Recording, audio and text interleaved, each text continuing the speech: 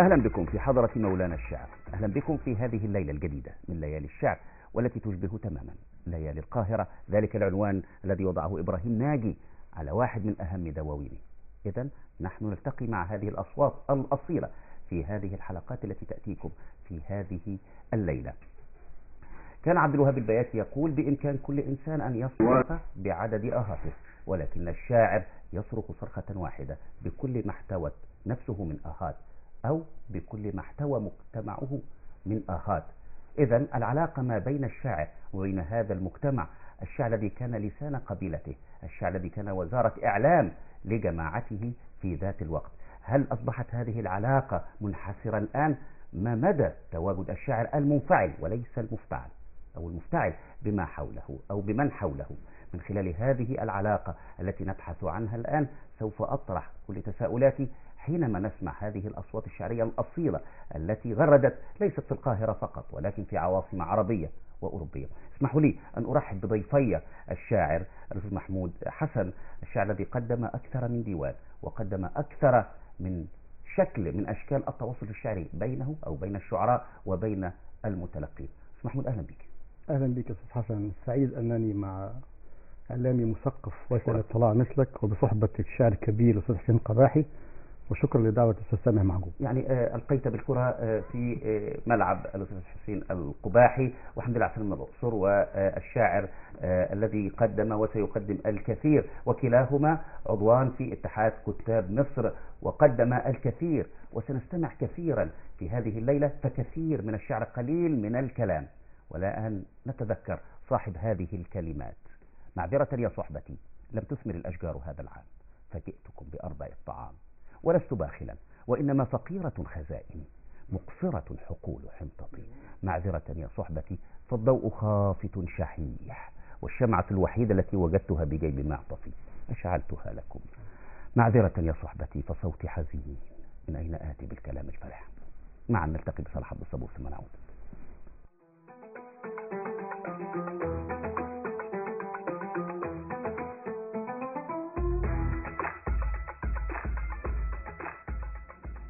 أحلام الفارس القديم، من ديوان أحلام الفارس القديم.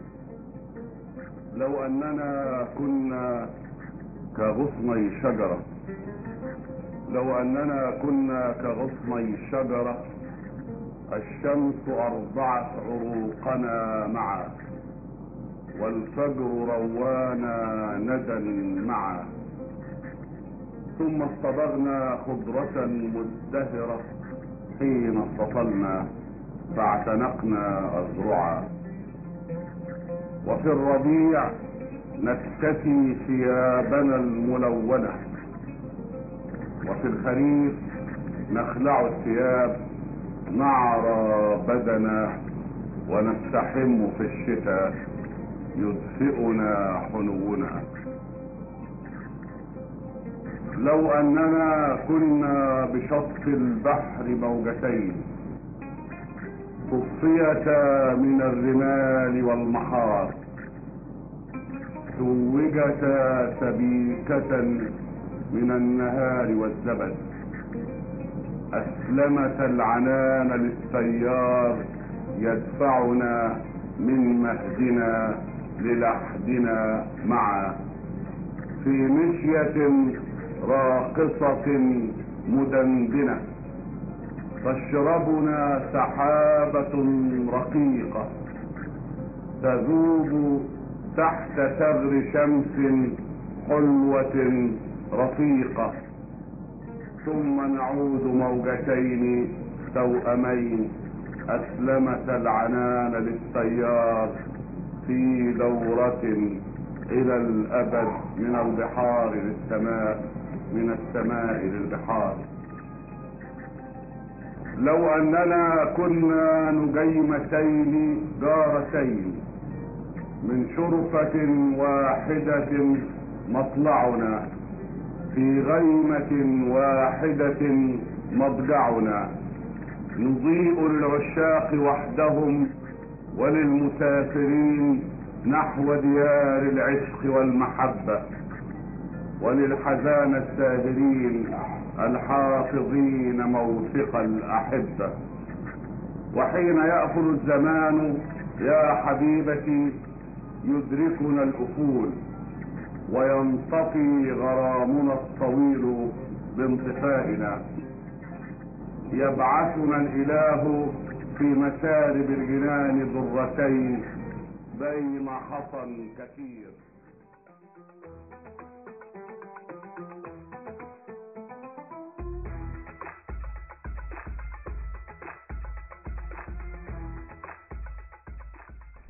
صوت صلاح عبد الصبور، قصيدة صلاح عبد الصبور، ديوان صلاح عبد الصبور، أحلام الفارس القديم. وهذا الانفعال بكل ما حوله ومن حوله في ذات الوقت يعطي دلالة على هذا العنوان الذي اخترناه لهذه الحلقة: الشاعر بين الذات وبين المجموع الذي ينتمي إليه.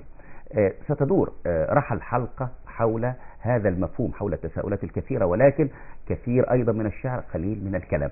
في البداية لنطل شعرا على الناس. في محمود، ماذا تختار لكي تطل على الناس بهذه الإطلالة في اللحظة الأولى؟ الشعر بين الذات والمجموع. ذاتي وذاتك ضوء، قلب سنبلة تنمو بيابسة من دمع مبتهل. إني اتكأت على ركني ومسبحتي، فلتغسلي غرتي من طهر مغتسلي. أنا بلا خطأ في الحب يخجلني، وما عبثت كما العشاق بالحيل. بكر أنا، رئتي قلبي وقافيتي، إني ادخرت أنا، حوشت في أجلي. حتى إذا ظهرت رؤياك في خلدي، تفجر الماء مكيا من الجبل. ذمي بكفيك، ذمي بكفيك أوجاعا ستنزفني، فما أهاجر دمع كان في مقلي. كم ألف مليون قد حجوا على وجعي، كم هم وكم شربوا من دمع البطل. فالنوم في سحر الأسحار منتبه، والفجر لكأ لا يأتي على عجل. واللوح يكتب عليون واقتربوا، لا ذنب سجله جبريل فابتهلي. عند هذه النقطة يلقي أو يهدي الشاعر محمود حسن بآخر كلماته ليحرك ما عند الشاعر حسين القباحي. ماذا ستقول في هذه الإطلالة في هذه اللحظات الأولى؟ أولا أنا سعيد جدا بهذا اللقاء مع حضرتك ومع معية الشاعر الكبير محمود حسن. أشكرك. وسألقي إلى مدينتي، إلى مدينة الأقصر، واقفة بينما ثرثرات التماثيل محشوة بالصراخ، والتجاعيد في وجنة الوقت لا تستتر لحظة، والتي غلفت وجهها بالبيوت المآذن، سعف النخيل، الفضاء الممدد، والضحكة المطفأة.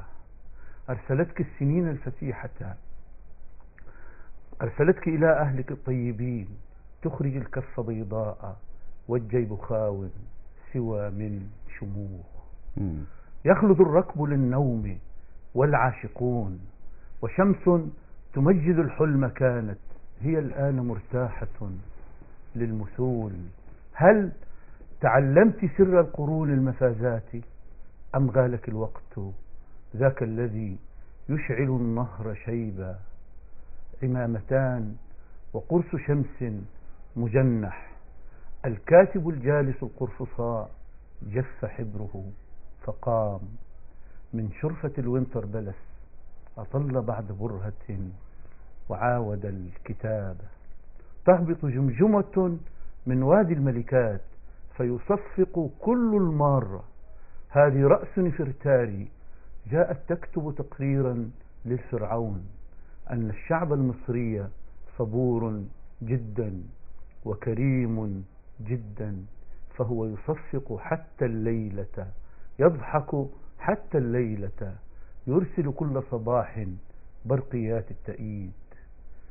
في قدس الأقداس تغني بيتين نسجنا تبادلنا نسج حروفهما، في قدس الأقداس تغني بيتين تبادلنا نسج حروفهما، ومسلة حتشبسوت تشير إليها أن هيا، وكأول سيدة دخلت قلب جنوبي دخلت الناس الموتى ما بين الشاطئ والكرنك محتشدون، ويحيى الطاهر يغلق بوابات المعبد.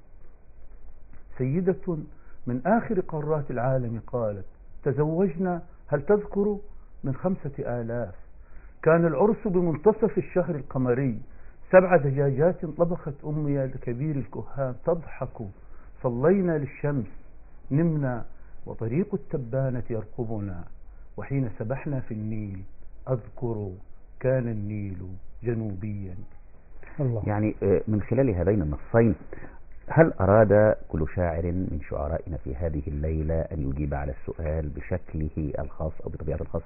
أستاذ محمود، لماذا اخترت من سفر التوسل هذه القصيدة كرد فعل مباشر على العنوان حينما أعلنته على الشاشة منذ قليل؟ لأن حضرتك والعنوان الحلقة عنوان رائع جدا، الشعر بين الذات والجماعة. فحينما قلت بين الذات استدعيت ذاتي وأنا استدعيت ذاتها، وكلنا سبح في ذاته أو في ذواته، لهذا اخترت هذه الأبيات بالتحديد.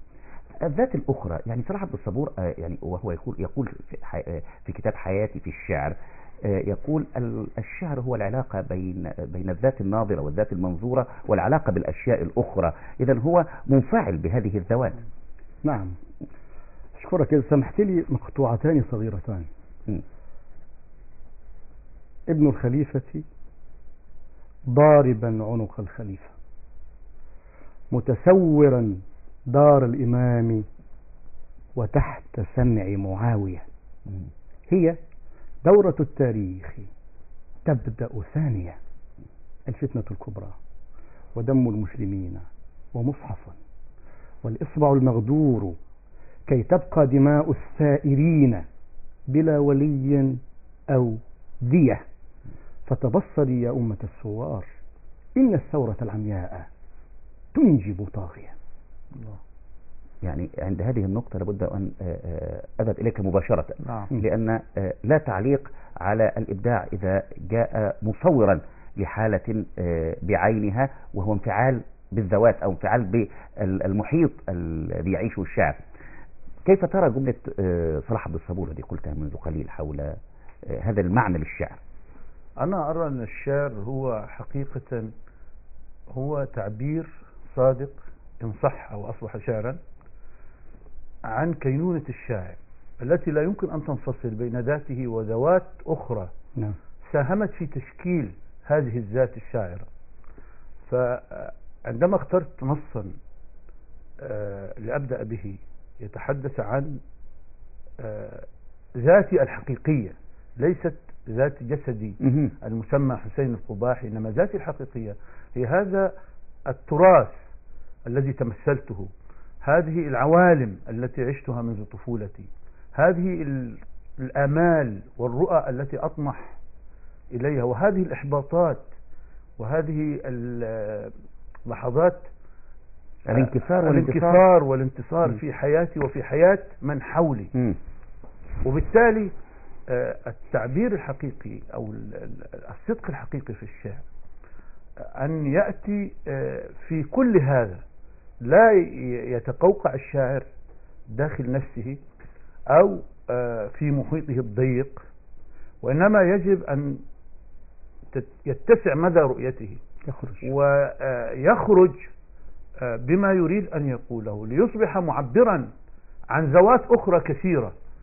ليس مشروطا أن تكون هذه الذوات هي ذوات آدمية، وإنما يمكن أن تكون جمادات، يمكن أن تكون معطيات تاريخية تراثية، أحداثا سابقة، آمال للمجموع الذي هو ينتمي إليه كفرد، وهكذا.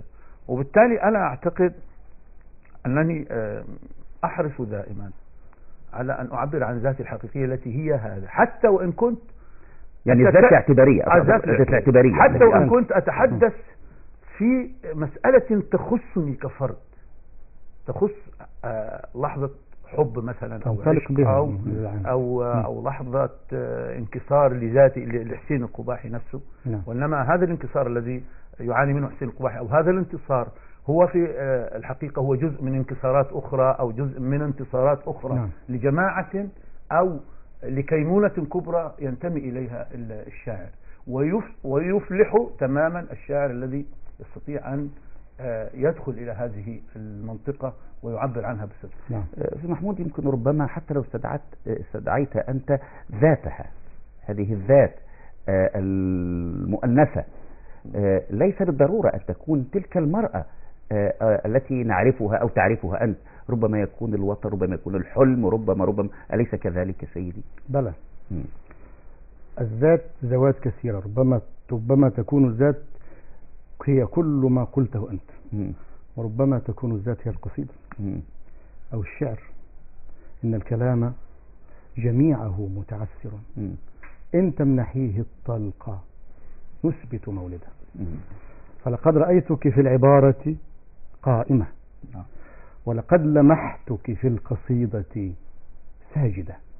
لغة تغالب قيصرا في ضعفها، وتشق قلب الشعر، تفتح موصده يرقى لينجب في السماء بناته، وتقيم كعبتها فيعرف مسجده. نسعى لقافية تؤم رجالها، لا تعجبوا إن القصيدة سيدة. إذا فليكن الإجابات سوف تأتي شعرا. بماذا سترد حسين؟ سأرد بصباح. تفضل. غدا ستجيء ترفع فوق كفيها الأهلة والفراعين، نعم، وشاهرة علي سيوفها. سأقول لو بدلتني شيئا بموتي، ومدينة بمدينتي، أصغي إليك وأرضع العشب الذي باركت، ثم ترينني ما بين فاتحة الكتاب وآخر تمرة ترتاح في وجع النخيل. وأقول لو علمتني ماذا يقول الصمت، لو زمن تراخى بيننا أطرق حينما جئناه، أو ألقى علينا سمته، لنظل منهمكين في رفض الكآبة، سائرين إلى الشتاء محملين بنبضنا العفوي في السفر الطويل. وصباح تعرف أنني أهدي فتغضي، ثم تأمر جيشها المأسور في رئتي، ليخرج حاملا أنفاسها ويدق مشتعلا على باب الوصول. يعني حتى من خلال هذه السياحة في الحس الصوفي، من خلال عناوين الأستاذ محمود حسن، ومن خلال هذه التراكيب الأخاذة جدا عند الأستاذ حسين القباحي، أتساءل أكثر من خلال الأعمال الشعرية المتنوعة، هل الانطلاق من كتابة القصيدة إلى كتابة المسرحية الشعرية أستاذ محمود هو فضاء أرحب في التماهي مع المجموع ومع هذه الذوات المختلفة؟ من أرقى أنواع الأدب من وجهة نظري أنا هي المسرحية الشعرية، لأن المسرحية الشعرية بها شعر وبها دراما وبها كل معطيات الرواية، من القصة والحبكة والعقدة إلى النهاية إلى آخره. المسرح الشعري، وربما يكون حضرتك ذكرتنا بأحد فرسانه الكبار صلاح الصبور، كان التطور المذهل للمسرح الشعري. الأميرة تنتظر، الحلاج ليلى والمجنون. من يعني صلاح الصبور انطلق بفهمه وبفكرته المسرحية إلى أبعد مدى، وكان مجددا وكان رائعا وكان فارسا كبيرا من فرسان المسرح الشعري الذي نفتقده الآن يا أستاذ حسن. لذلك أنت لك تحت الطبع الجاحظ، وهي مسرحية شعرية. نعم. ومسرحيات أخرى. نعم مظبوط. محمود، عفوا حسين، واحنا نتكلم عن فكرة الشاعر الذي كان لسان القبيلة في الماضي، كان وزير إعلام القبيلة. في مراحل تالية كان الملوك والسلاطين ينتظرون أن يمدحهم الشعراء لكي يذيع الصيت ويحفظ ذلك التاريخ. نعم. هل انحسرت هذه العلاقة الآن؟ وأنا أعتقد أنه الشعر يبقى شيئا نادرا يطلبه حتى القادة والزعماء. يعني هناك في تاريخنا الحديث زعماء ورؤساء دول لم يكتفوا بكونهم يعني ملوكا وزعماء، وإنما أرادوا أن يضيفوا إلى مجدهم السياسي أو مكانتهم مكانة أخرى هم يرونها أرقى وأعلى وأسمى، وهي مكانة أن ينتسبوا إلى قبيلة الشعراء.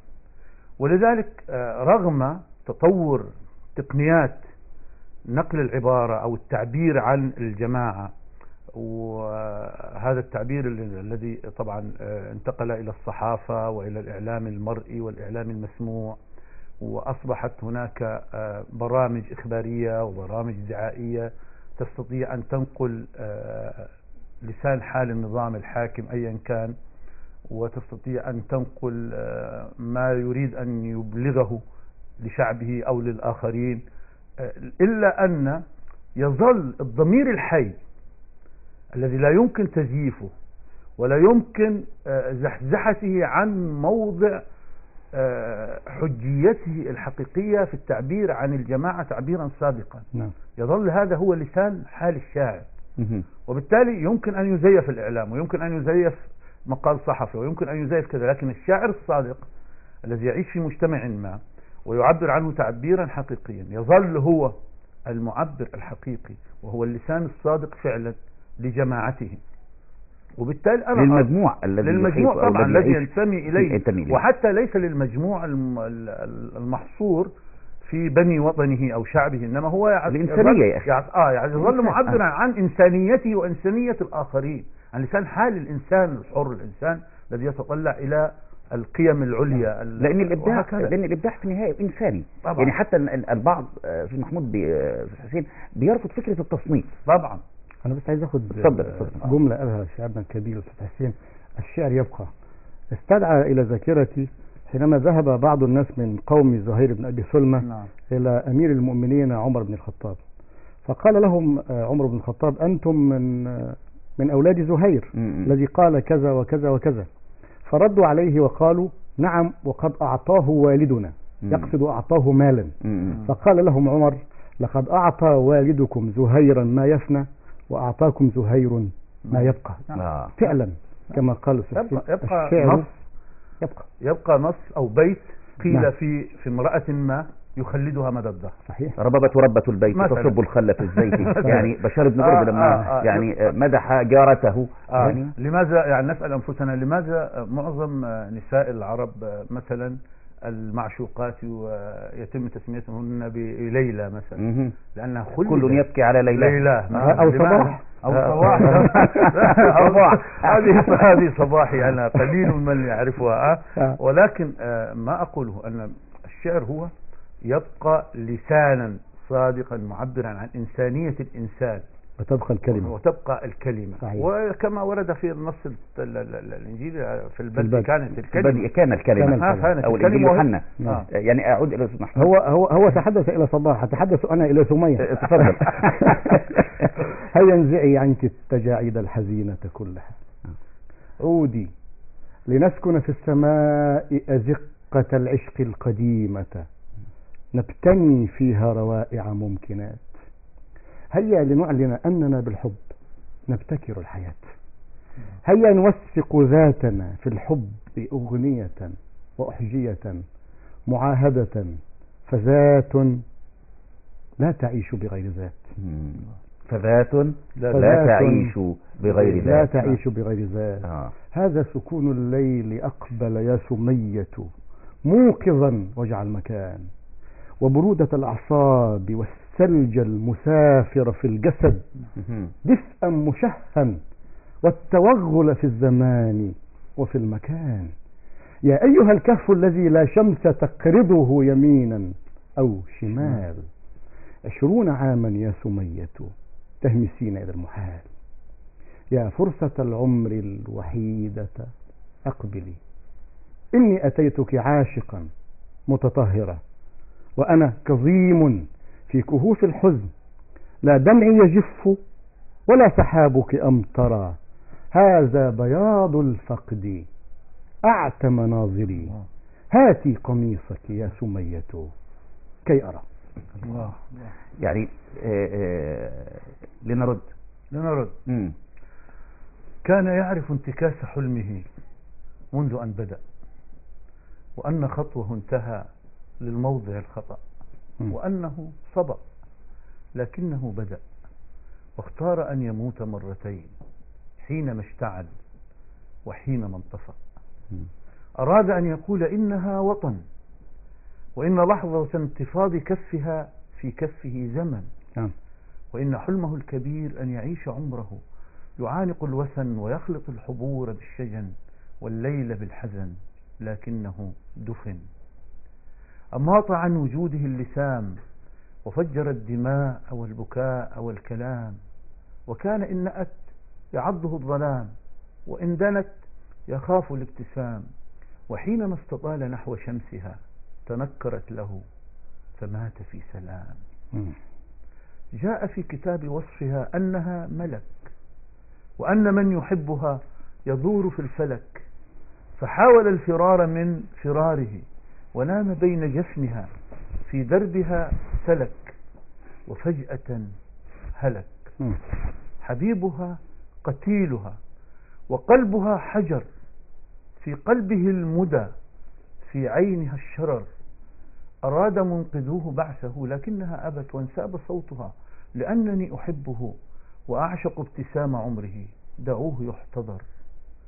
غريبة قصائد الغزل تجيئه بالوهم والخيال والخبل، وتعلن انتحار عمره في لحظة الدجل، وتكره الكسل، لأنها من عين عينه تعيش إن يعش، تموت إن قتل. من عين عينه تعيش إن يعش تموت إن قتل. يعني كان بودي وكنت أتمنى أن يكون هناك مقياس لاستمتاع السادة المشاهدين بما يقال من شعر في هذه الحلقة، لأطرح سؤال مهم جدا على شاعرية في هذه الحلقة. أستاذ محمود، بما أنك مؤسس الاتحاد العام لصالونات الثقافة أو صالونات الشعر الثقافية، مظبوط، الصالونات الثقافية، من خلال هذا العمل المدني أو الأهلي، لماذا هناك شبه قطيعة، مش هنقول قطيعة، أو ليست هناك تواصل على قواعد شعبية كبيرة للشاعر؟ هل حدث نوع من الانفصال ما بين الشاعر وبين هذه الذوات التي يجب أن يعبر عنها؟ يعني هل استعلى، هل ذهب إلى برج عاجي وقعد فيه؟ أبدا، الشاعر لا يستعلي أبدا. الشاعر يكتب للناس ويكون بينهم، فكيف يستعلي على من يستمعون إليه؟ مشكلة الشاعر في شيئين. الشيء الأول أنا مش هتكلم عنه، ولكن عنوانه النقد. الشاعر لا يجد ناقدا، وإن وجد ناقدا يجد ناقدا صاحب نظريات معلبة. يلبس النص الأكاديمي، يلبس النص ثوبه هو. المشكلة الثانية عند الشاعر هي الجمهور. الأستاذ حسين راجل من الصعيد مثلي، خلينا اتكلم بالعاميه. كلنا صعيد على فكره، خلينا نتكلم بالعاميه، نتكلم صعيدي كمان، وخلينا نتكلم ايه بالعاميه شويه. احنا كان اقصى امانينا في فتره الثمانينات او التسعينات ان احنا نروح قصر ثقافه، قصر ثقافه ملاوي مثلا، التي انتمي اليها، وكان في بيت ثقافه، كان في قصر في بيت، عشان الاقي حد اقعد اتكلم معاه، او الاقي شاعر كبير زي الاستاذ حسين القباحي يقيم لي او يستمع لي. كنا دائما يوم الخميس ده في بيت ثقافة ملاوي لابد أن نذهب إليه. حينما اندثرت أو تخلت دور الثقافة المصرية عن مهامها أو عن واجباتها، انطلق عندنا غول الإرهاب. حسين يؤيدني في ذلك. احنا في التسعينات ما كانش فيه لا في أندية رياضية، النادي الرياضي كان مقفول بالجنزير وبالمفتاح، محدش يروح يلعب كورة، محدش يشوف أي حاجة. بيت الثقافة مقفول، فانطلق، وأنت عانيت وأنا عانيت وكل الناس عانت، وكنا نرى الرؤوس تقطع أمامنا في التسعينات، حينما لم تجمعنا بيوتات الثقافة ولا وزارة الرياضة. يعني مراكز الشباب، مراكز الشباب، مراكز الشاهد. الصالونات الأدبية هذه، وإن هاجمها البعض الذين هم لا يريدون أن يقدموا شيئا للشباب، هو فقط يريد أن يكون مدعوا في أمسية، في مؤتمر، في سفرية معينة، لكن ماذا قدمت؟ فكرة الشلالية اللي يمكن هدت لكن ماذا قدمت؟ كيان الإبداع يعني. لكن ماذا قدمت أنت وسامح محجوب يبحثون عن المواهب، عن القيم، عن الشعراء لكي يظهروا على الناس من خلال شاشتك أنت. الصالونات الثقافية ظاهرة صحية جدا برغم ما فيها من سلبيات، وأنا قلت في هذا المكان في التلفزيون المصري وأكثر من مرة أن الصالونات الثقافية تعوض قصور الثقافة. اتحاد الكتاب، نعم، هذا كيان شائك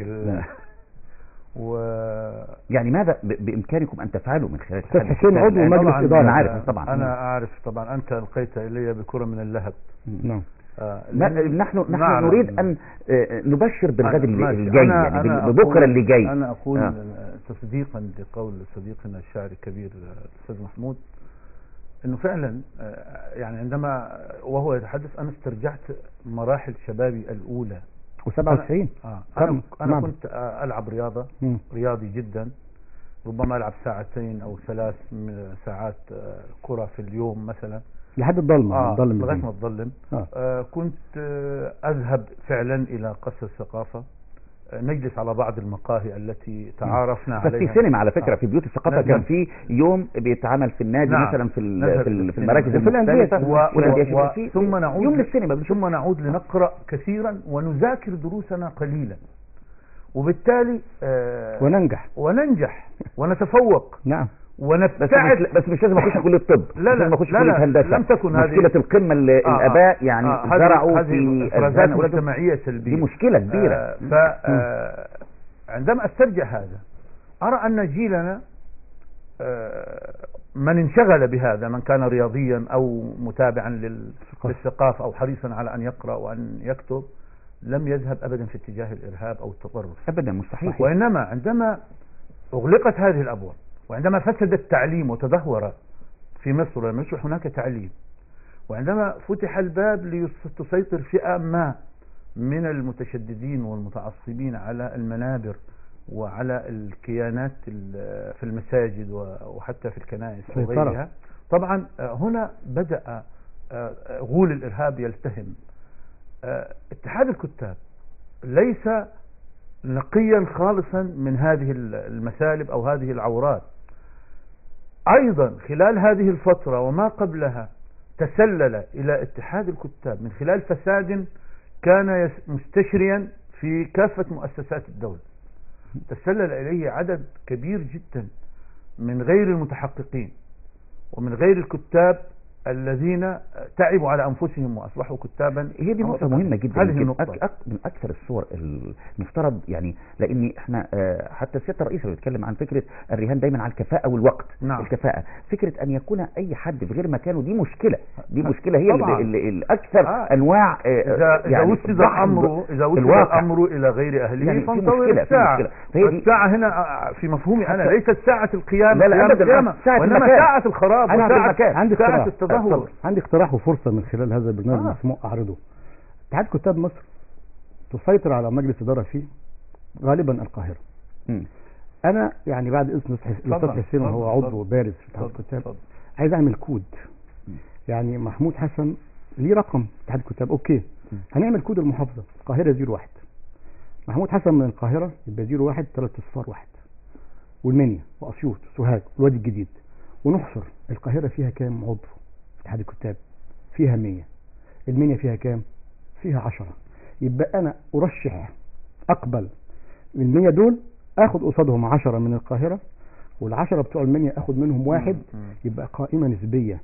لازم كل محافظات مصر تمثل في اتحاد كتاب مصر زي مجلس الشعب بالظبط، في دوائر، كل دائرة فيها إيه؟ فيها 2 أو فيها 3، ودي حسب الاعداد اللي موجوده في كل محافظه. يعني ربما طبعا ذهبنا بعيدا عن يعني قضيه الشعر. احنا يعني مهم البطل الرئيسي في ليلتنا بامكاننا نناقش هذا الموضوع في حلقه. اضاءه بسيطه على ما قاله زميلنا وصديقنا لكي نعود الى الشعر. هي اضاءه بسيطه، انا لن استهلك الوقت. لكن نحن محكومون في اتحاد الكتاب بقانون وضع سنه 1976، يعني مضى عليه تقريبا 4 الجمعية العامة. القانون لا يتم تعديله، هناك مشروع قانون لتعديله حدث مجلس الشعب لكن هذا القانون للأسف في المرحلة السابقة واللائحة في أواخر نظام مبارك وكذا كان مركونا دائما، لأنه كان هناك أو كانت هناك إرادة سياسية لا تريد أن يكون هناك كيان ثقافي حقيقي معبر. الغريب بقى ملاحظة، الغريب أن احنا لدينا في مصر تجاوز عدد أعضاء اتحاد كتاب مصر 3000، بينما في فرنسا مثلا هناك اتحاد الشعراء، لا يوجد اتحاد كتاب، ولكن الاتحاد اللي أسسه بالذات في عدد المنتمين إليه 19 لا يتجاوز 200 إلا بقليل. وفاعل وطبعا وفرنسا يعني هي يعني فرنسا. فما أقول أن من تسلل إلى عضوية الاتحاد خلال سنوات سابقة هم الذين يعني أكسبوا هذا الاتحاد كل مسالب. يعني دي رسالة منك للجنة القيد أنا طبعا إن شاء الله. يعني نعود للشعر، لأن يعني ليست هذه القضية في هذه الحلقة. كان برامج أخرى تناقش هذه القضية برمتها مع كل أطرافها، ولكن ماذا تختار لنا؟ هاخد أستاذ حسين لحتة تانية خالص.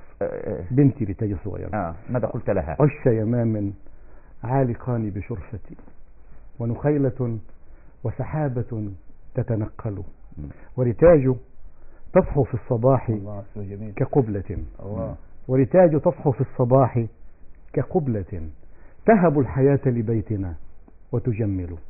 اصحى أبي وتشد من فوق الغطاء كأنما فتق السماء منزل، فأقوم أفتح ساعدي لحضنها أتقبل الضم الجميل وأرسل. لو يعلم الأبناء أن حياتنا رهن ابتسامة ثغرهم لم يبخلوا. الله. يعني تراك يا ريتاج، لو حينما استمعت إلى هذه القصيدة الآن يعني كان بودي أرى رد فعلك، ولكن سأعرف بعد ذلك. حسين ماذا سيختار لنا في حدود القصائد القصيرة؟ نعم القصائد القصيرة. وحظي أنا البادئ. جميل أستاذ محمود. يعني لدي الكثير، أنا محاط بدواوين الشاعرين من أحاديث الكباش، التسبيح بالجسد، نقوش جنوبية، سفر التوسل. سأقرأ إلى ندى ابنتي نقوش على جدران الكرمك. من نقوش على جدران، وإن كان الأقدم نقوش جنوبية. ندى ابنتي كانت طفلة ما بين ريتاج ونادى. هي الآن لديها مريم ومرام. أنت جد يا رجل؟ جد، وعندي عمر وعمار. أبعث إليهم بتحية جميعا. فأقرأ ندى: على غصنها الربط تغفو الأناشيد، يبني الزجاج المخاسل من ضوئها معبدا، تحيي النداءات إيقاعها، يكفر الصمت بالصامتين، يرش على برزخ الومض من دهشة الشمس حين ترى من صيحة العشب على خطوها شاهدا. لم تكن وهي ترمي على الكون كوكبها ساعة الصحو، أو وهي تنسى بشاشتها على سحن العابرين إلى اليوم عند انشطار النهار المدجج بالصمت والتيه، أو وهي ترفع سبابتها كي تمر الأهازيج تعيد الحكايات إلى أصلها المبتدى. لم تكن غير نهر يسوق إلى الشط، شبابيك للقمر الموسمي، قرية من نعاس شفيف لفها في ساعة التوق صدى، تراتيل من تعب وارتعاش تخط على الدرب من أمسها ما بدا. لم يكن حلمها أن تطول المسافة أو تنام الفصول على ساعد الأرض لما تريد الذهاب مع الوقت غدا. لم تكن تشتهي شارعا واحدا، كانت العمر يصغي إلى اللحم والأمسيات اللواتي مضينا، الربيع الذي يترك الورد للريح ثورة المد، فهي تمشي وأشرعة من لهاف الموالين للموج، والصمت باب المفازات، صرخة لا تمهل النفس للبوح، شارة من ندى. لماذا إذن لا تفتح الباب للعمر؟ تلقي الحكايات في لحظة الكشف، تزرع السهل المحدب بالطمي، تمد النواعير بالماء وتخلو إلى نفسها ساعة، لعل البدايات تلقي علينا السلام وتمحق عن كاهلينا الردى. الله. ما بين ندى وريتاج عشنا هذا الفاصل الشعري. يعني أعود إلى العناوين أستاذ محمود، ما بين تسبيح بالجسد، سفر التوسل، والموت رقصا، كانت مسرحية شعرية. نعم. العنوان الديوان الأول والديوان الثاني هو عنوان متماس بشكل كبير مع الحالة مع الكتابة الصوفية. فهل تكفي الشاعر أن يكتب كتابة صوفية أم لابد أن يكون في حال صوفي؟ لابد أن يكون في حال صوفي. أنا أحييك جدا على هذه الجملة. ولكن إذا أردت أنت تسأل عن التسبيح بالجسد. الديوان الأول. إلا تحمل نفسي أن تفارقني وكيف إذ لست من يسعى لملتحدي. يا أيها النفس المرتج في رئتي، يا أيها الوتر المفتول من عضدي، يا زهرة الياسمين المر في شجر يأبى سوى أن يرى في المنظر الأبدي، يا خيمة وقفت في الريح ما وقعت حتى نمى العود أعلى منتهى الوتد، لا تتركي شاعرا لم يأت منكرة في شعره عرف التسبيح بالجسد. الله. يعني أقف عند نفس دائما يقف عند النقطة التي أرمي إليك من خلالها أو يلقي بهذا الحجر، ولكن بهذه الوردة الماء الشعر. يعني الكثير في فترة ما طلعت زي الموضة. أنا بكتب كتابة صوفية. وهذا ما دعاني لأن أتساءل، هل نجح الشاعر حينما كتب بالكتابة الصوفية إلا لأنه لم يعيش هذه الحالة الصوفي، لم يعرف مقتضيات المتصوف؟ هو للأسف الكثير من داءات الكتابة الشعرية تسللت إلى المشهد الشعري الآني من خلال مجموعة من الكتاب كرسوا لأنفسهم أو لمقولاتهم الشعرية أشكالا معينة ونظروا لها نقديا، واعتبرها الشعراء الذين لم يمتلكوا ثقافة موازية لإمكاناتهم في الشعر، ثقافة في علوم اللغة وفي بدلالاتها، ثقافة عامة في التاريخ وفي الجغرافيا وفي الحياة وفي كلها.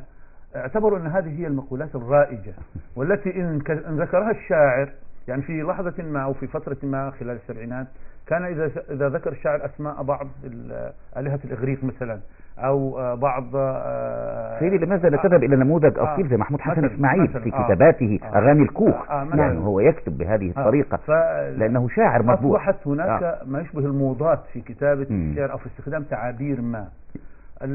بعض الشعراء يظن أنه إذا حشر في قصيدته اسم الحلاج أو اسم بشر الحافي أو مش عارف إيه أو من هذه الأسماء أو بعض أسماء الآلهة الإغريقية أو بعض أسماء أو الأوراد أو ما يشبه بالأوراد وإلى آخره، التعابير التي جاءت في مثلا بعض كتب المتصوفة. لا، التصوف الحقيقي هو إحساس الشاعر ومعايشته لحالة صوفية، لحالة. يعني أنا لا أفهم أن يكتب شاعر نصا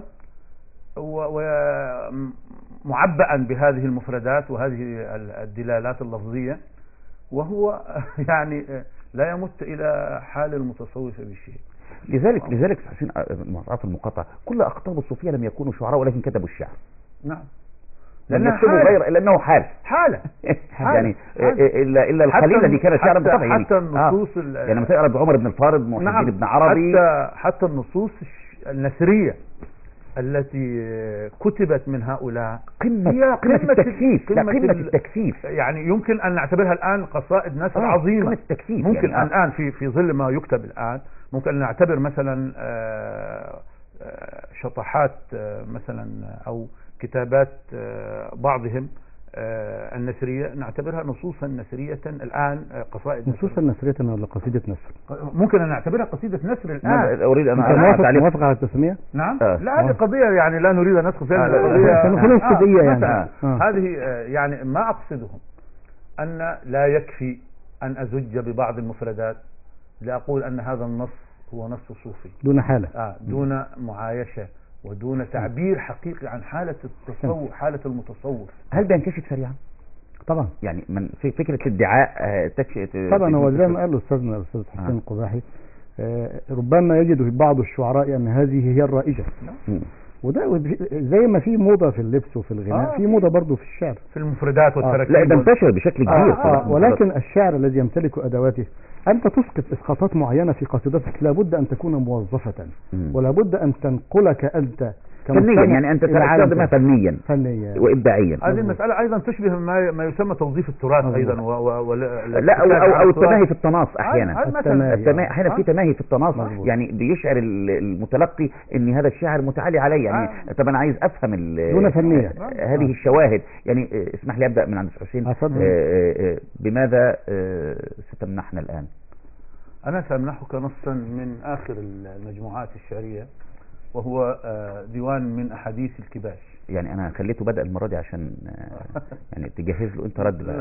ربنا يستر. طبعا طريق الكباش امامنا 4 دقائق، ما فيش مشكلة. دقيقتان لحضرتك ودقيقتان ل طيب انا سأقرأ نص اخير من احاديث الكباش. تفضل. معروف طريق الكباش طبعا يربط بين بعدي الاقصر والطريق اللي كبر جدا. وانا اتمنى ان تنتبه الدولة الى اهمية هذا الطريق وتعيد احياءه مرة اخرى، وأن تعود السياحة بروعتها يعني ونحن نحبو أو نجري إلى المستقبل الجميل القادم إن شاء الله. أحد الكباش يحكي يوميات يومه.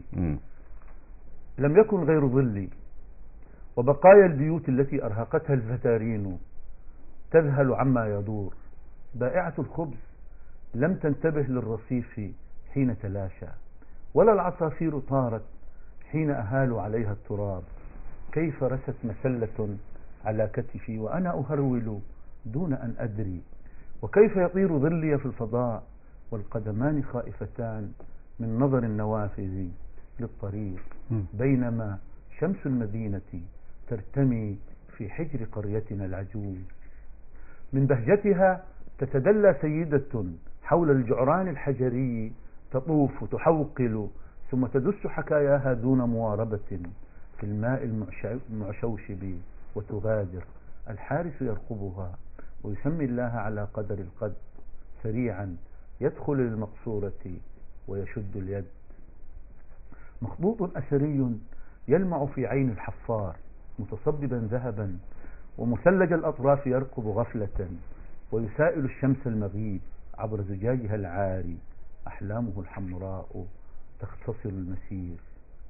في زمن ما وحدهم الجند الذين أصبحوا الآن بمثابة بنائين ومدراء وأصحاب بنايات وأئمة تغيير وحوات، يركضون ذاكنين وفي فم الهجير يرسمون للطيور واسع الفضاء ويطلقون نوبة الرجوع. وحدهم الجند تنشق الأرض وتخرجهم ممسوسين بما يرضاه الله وما يقصده الساسة ولا يفهمه العميان. أنا أكتفي بهذا القدر عشان يعني عارف القصيدة طويلة ولكن ما تبقى من وقت عشان الوقت. نعم. في نصف دقيقة ونصف دقيقة أخرى. هو عبد الناصري من علمنا كيف تكون الثورة والثوار. هو من أوقف نهر النيل بحضن الأرض لكي يتلقى قبل الشعب وإكليل الغار. يا نهر الله ويا جد الأنهار، أنت وعبد الناصري هذا المزج الرائع ما بين الطين وبين الماء وبين النار. نصف الدقيقة الأخرى وأهديها لصديقي الشاعر الكبير أستاذ حسين قباحي. أنا خائف مني ومن نزق يساورني كثيرا، أنني غيري وأن الأرض تشرق من جبيني، والأعداء لن يصلوا إلي. كل ما أرجوه بعض الوقت كي أغفو قليلا، بينما تبكون حولي تضحكون تسرسرون تبدرون خرائط الأوطان، تغلقون عيونكم أو تفتحون، اتركوني لحظة أغفو فلا شكوى لدي. من ديوان أستاذ حسين من أحاديث الكباش ما قرأت منه الآن. يعني بقدر هذا الإبداع والمتوازي مع هذا الإمتاع، يعني الإمتاع وحديث لم ينتهي ولن ينتهي حينما تتحدث مع مبدعين مع شاعرين يقدمان هذه النصوص، هذا التغريد من خلال دواوين وعناوين وتصورات حتى للمستقبل. بشكر حسين القباحي الشاعر الذي جاء دون أي توصيف، الشاعر حسين القباحي الذي جاءنا من الأقصى. شكر الكبير لكم. الشاعر محمود حسن أشكرك شكرا جزيلا على هذه اللحظات.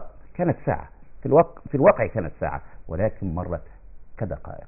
هكذا الحال دائما مع لحظات الإمتاع، مع لحظات الإبداع، ينسل الوقت يسقط كالماء من بين الأصابع. تصبحون على خير.